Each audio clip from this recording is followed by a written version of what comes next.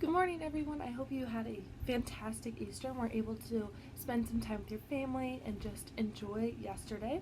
Today, we are going to be reading chapter 6 of Because of Winn, Dixie. Now, I want you, before we begin, to just think about what we have read so far in the chapter.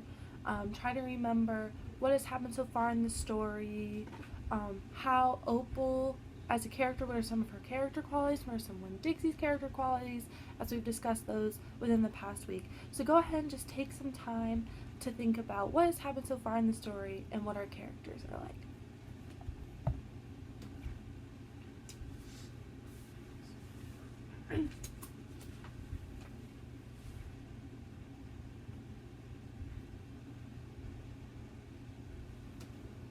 Alright, so far in our story, we've had Opal, who found Winn Dixie in the Winn Dixie general store and named him after the general store. She, since then, has been trying to get him a little more healthy, so she bathed him, she's feeding him. But we've also learned that Winn Dixie is a dog that does not like to be left alone. So wherever Opal goes, Winn Dixie has to go with them, or else he'll start howling as loud as he can, or remember he was taking stuff off of the couch or taking all the toilet paper off of the roll. So they realize that Winn Dixie doesn't like to be left alone. We also know that Opal has been able to learn 10 facts about her mom, which her dad shared a couple chapters ago. So that's where we are in the story. Today in chapter 6, we're going to meet a new character.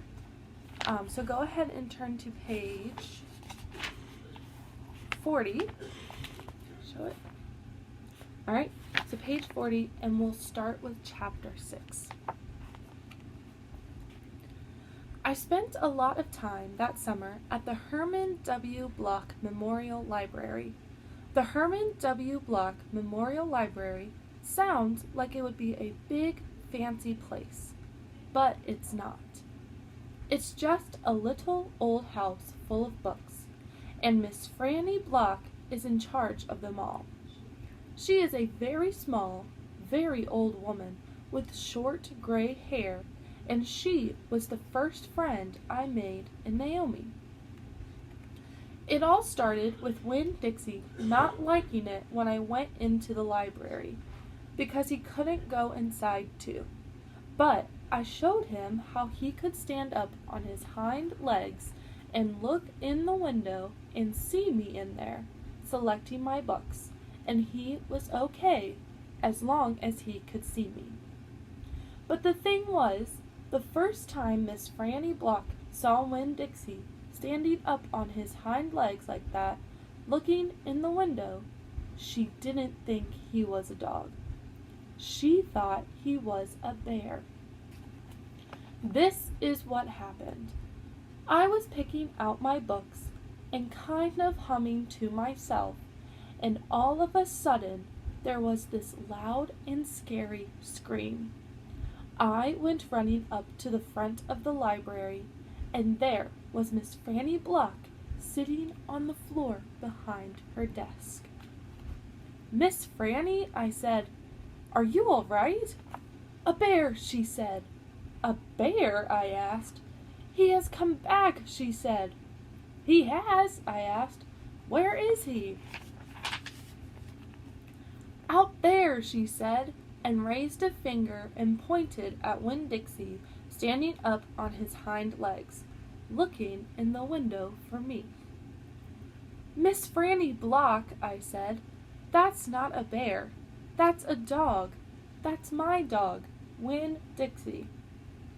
"Are you positive?" she asked. "Yes, ma'am," I told her. "I'm positive. He's my dog. I would know him anywhere." Miss Franny sat there, trembling and shaking. "Come on," I said. "Let me help you up. It's okay." I stuck out my hand, and Miss Franny took hold of it, and I pulled her up off the floor. She didn't weigh hardly anything at all. Once she was standing on her feet, she started acting all embarrassed, saying how I must think she was a silly old lady, mistaking a dog for a bear. but that she had a bad experience with a bear coming into the Herman W. Block Memorial Library a long time ago, and she never had quite gotten over it. "When did this happen?" I asked her. "Well," said Miss Franny, "it is a very long story." "That's okay," I told her. "I am like my mama in that I like to be told stories. But before you start telling it, can Winn-Dixie come in and listen too? He gets lonely without me." Alright, we're going to pause there for a second because Opal said something really intriguing.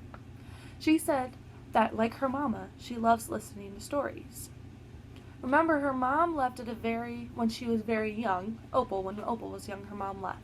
So remember back in the text, how did Opal know that her mom liked to listen to stories?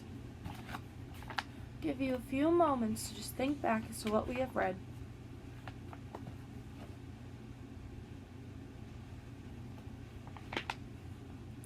Alright, remember the 10 things about her mom that her dad preacher shared with her.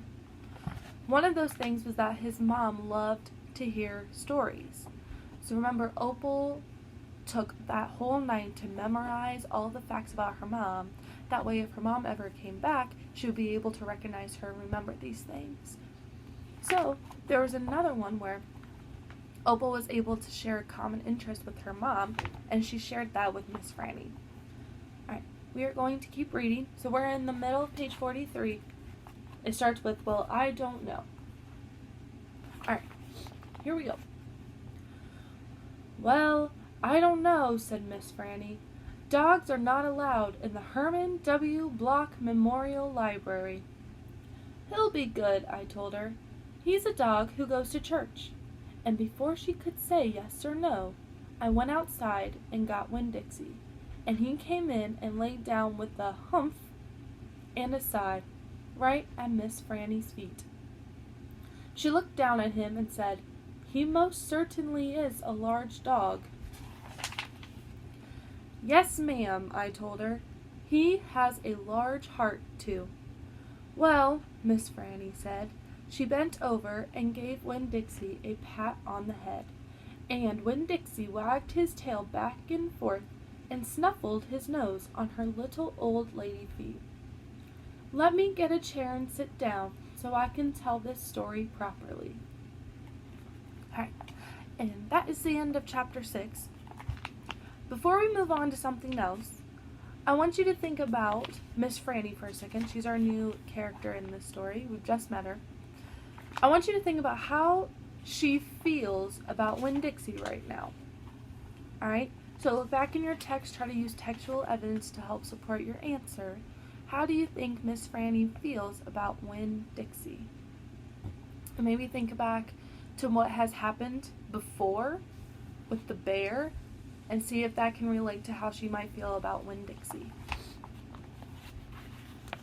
Give you a few moments to think about it.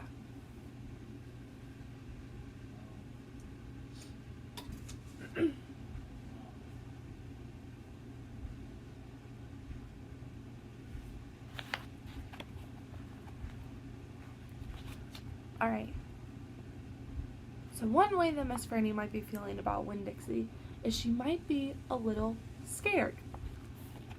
One part in the text that shows us that she might be a little scared is when, in page 43, Opal asks if Winn-Dixie can come into the library, and she goes, "Well, I don't know. Dogs are not allowed in the Herman W. Block Memorial Library." And Opal is saying, "Oh, I promise he'll be really good. He's really friendly. He won't do anything to harm you," trying to calm Franny down.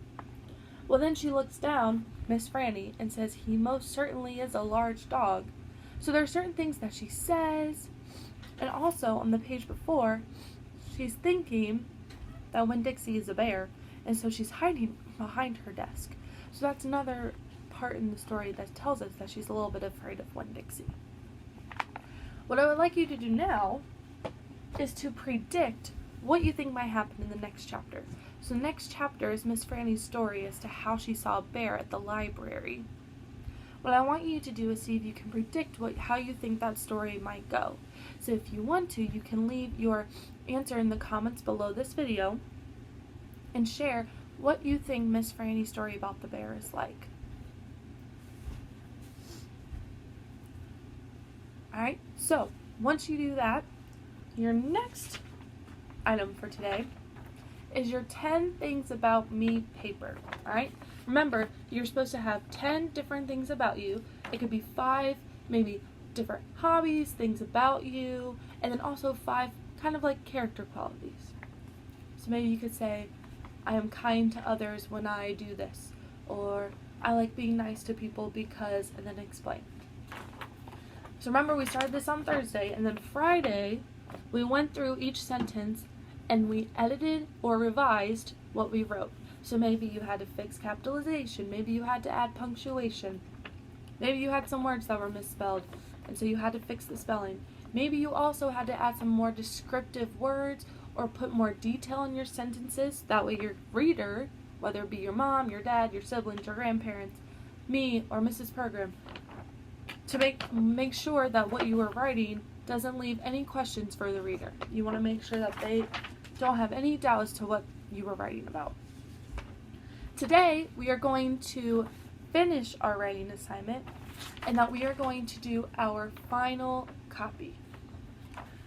So in the directions that I posted on Thursday, it says that for this part, what you're wanting to do is, if you have a pair of scissors, you're going to want to grab them, and you're going to want to take your 10 things about you, and you're going to want to cut them into little strips. So I'll show you. For example, this is my number 10.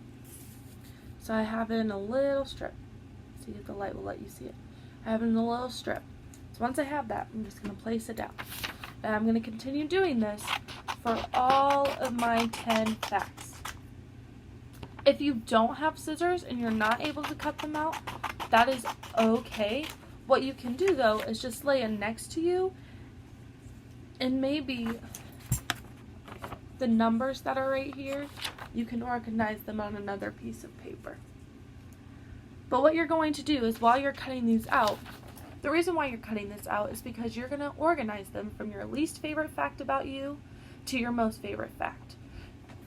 So let me keep cutting these out and I'll show you what I mean.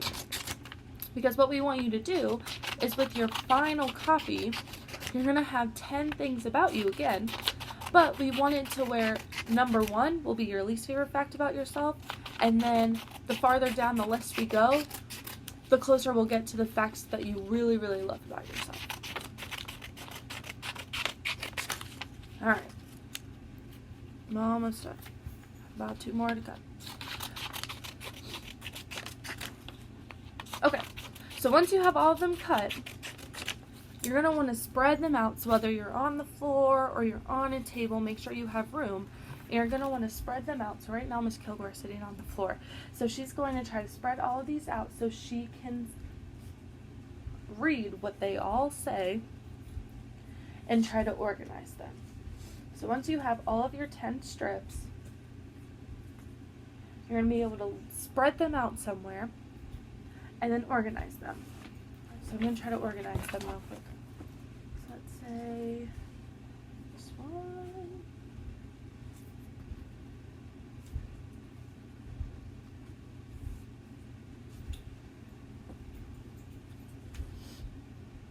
Alright, so when you organize them, again, think about which one. You love all of these facts about you, obviously, but which one do you love the most? So you're going to want to put that at the bottom. And then the ones that you love but might not be as your favorite as the other ones, you're going to want to put at the top. Because the goal is for the reader to read the ones that you like at the top and then the ones that you really love at the bottom. So as they keep going down, they learn more and more facts about you, and the ones that are your favorite are left at the end. Okay, so I'm going to try to do this very carefully. See if you can see it. I think what I'll do is I'll move the camera. Okay. Let me see if I can do this. I don't think Miss Kilgore is going to be able to do it. Okay, so what you're going to do, see if I can hold these all on the side. It's going to look something like this. Let me see if I can show you. Okay, so you'll see that I have some of these papers laying flat out. So I've organized them so my least favorite are up here to my most favorite are down here. So the reason why you organized it like this is because when you're going to write your final copy, it'll be a lot easier to organize them and to remember which ones you have used and which ones you haven't. So once you cut them out and organize them, and you've already edited and revised them, you're going to take a brand new piece of paper and make that your final copy. So you're just going to write everything down the same again, only you'll have your corrections on there, alright? So that is your writing for today. The goal is that you can turn that in on Friday so it can be a writing grade this week. Alright, so it'd be awesome if you can get it today, but I'll make the due date on Friday. That way you have the whole week to finish your final copy. Alright? Also, for this week, your reading grade will be the questions that go with chapters 6 through 10. So this is what your packet, alright? Chapters 6 through 10 is going to be behind chapters 1 through 5. So there are 10 questions, alright? This is your reading grade for the week. So what I would encourage you to do, if you don't want to do all the 10 questions on Friday, what you can do is just look at which questions might go with chapter 6. So today, maybe your goal is to answer number 1, which I believe is the only question that goes with chapter 6. Because chapter 2 goes with number 2 goes with chapter 7. So maybe you could answer number 1 today, and that'll save you more time throughout the week. And just, if you work on this bit by bit, then you won't have as much to do at the end. Alright? But these questions are what are going to be used as a reading grade for this week. So this will be due Friday as well. Alright? So the 2 things that you have to do this Friday is your final copy for your writing assignment, as well as the 10 questions that go with chapter 6 through 10. Alright? If you have any questions, just message me or leave any questions down in the comments below, and I will get back to you as soon as I can. Other than that, you guys enjoy the rest of your day, and I'll see you tomorrow.